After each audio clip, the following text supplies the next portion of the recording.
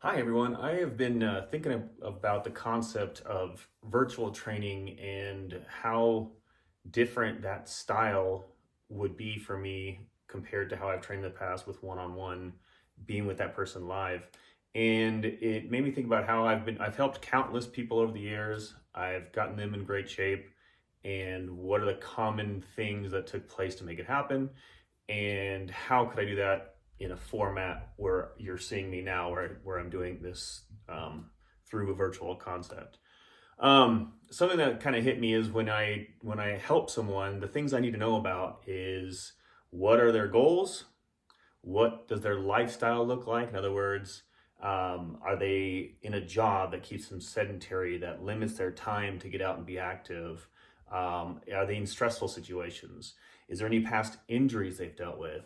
What are the challenges that really keep them to having success at a faster rate? Or what are the things that really I need to know about to really help them? The other side of it is how motivated are they to make those changes? What is their driving force to make it all come together? And how can we maximize that? And how can we help them? How disciplined are they? How can they really make?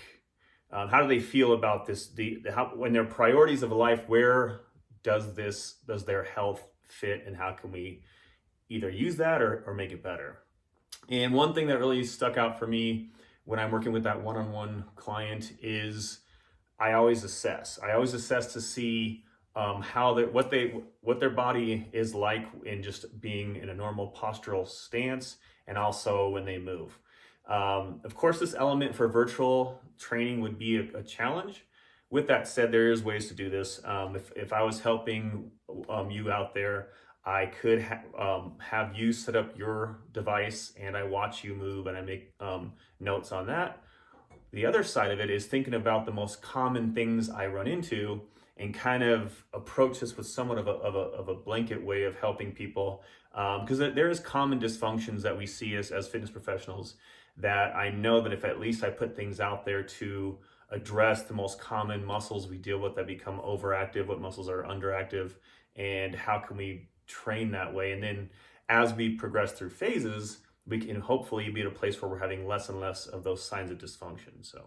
Um, so along with that, as far as assessing, we can also go through the same phases that we do. And again, in relating to your goals, we as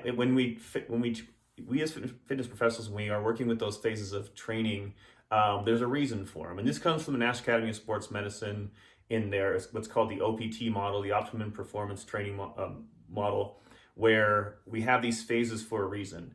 That first phase, stabilization, is where you really can kind of attack those things where you might find those imbalances, or if there's some ways to make the body come alive better, this is the phase to do it in. This phase has more balance involvement, more core activation, more functional training to work on, like what's called proprioceptive environment, where your body has challenges in just like as far as either being on one leg or standing versus sitting, getting your body to have to be more dynamic and functional. So that in that phase, which usually lasts about 4 weeks, we can address a lot of these things that might be found with the where an assessment would be. So my plan is that I start putting out videos and things that can kind of help you get that concept down of how can you prepare your body, in other words, have movement preparation to start correcting things along the way for that first 4 weeks. It's not an easy phase. What I mean by that is, even though it kind of seems like the beginner phase, there is so much going on to challenge your body. We are going to work every muscle in your body little by little through, and that's again why I want to find out kind of who you are and what your body's been dealing with, as far as how many times can you work out per week, all those kind of things, so you can really put it together. As we move into other phases, we start working on your endurance. So the second phase is strength endurance. We're going to challenge your body to kind of be more exhausted in, like, let's say, one muscle group at a time. The concept is a superset where you go from stable to unstable. So if you think about, for example, if I had you do like a seated, like if you're at home, like a banded chest press where you're pushing through and you're working that band chest press, then I might have you do some kind of dynamic push up with rotation to make you feel like you've exhausted more of the prime moving muscles, and they make you work more of the stabilization muscles to follow that. That's an example of how we work that phase muscle group by muscle group. We still have core involvement. It's still very functional, but there's going to be more of that stable element where you're working exhausting prime movers and then moving through that. So anyway, that again lasts about 4 weeks. Then, depending on your goals, moving into the next phases, we have muscular development to work on what more like areas of the body we really want to focus on to get more muscle development. So we're going to build that area that is needed, so your body can be more balanced overall. And then again, depending on goals, going to maximal strength, making you as strong as you possibly can. And then going finally to power, we're going to see how explosive and dynamic and fast can you be. So think about the concept of power, it's force plus speed as far as how fast can you move something through. So we're going to make you most efficient as possible. And I like to always throw in that we want control.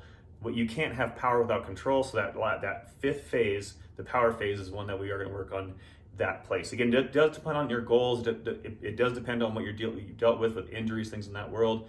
But you'll start getting those concepts going, and you earn the right to go to the next phase from the phase you had before. So that's why we don't throw you in from nothing to power or nothing to maximal strength, to make sure that you really get that understanding down. So the plan is that you'll start seeing things from me that helps you have more of a better understanding of how to properly train your body, so you don't. We're going to try and prevent injuries as much as possible, and that you can keep it going. We don't want to go from 0 to 100. We're going to definitely make sure that you're gradually coming through and it's making sense for you. The content that I'm going to put out is going to have regressions and progressions of what I show, so you'll know if the exercise feels like this one wasn't so bad, you actually can progress it to something else right then and there, so you actually have that ability. Your feedback is going to be very important, so I can know what's working, what's not working in that world. So anyway, I'm just going to put that out there so you have some understanding of where this can go, and you'll start seeing things come from me that have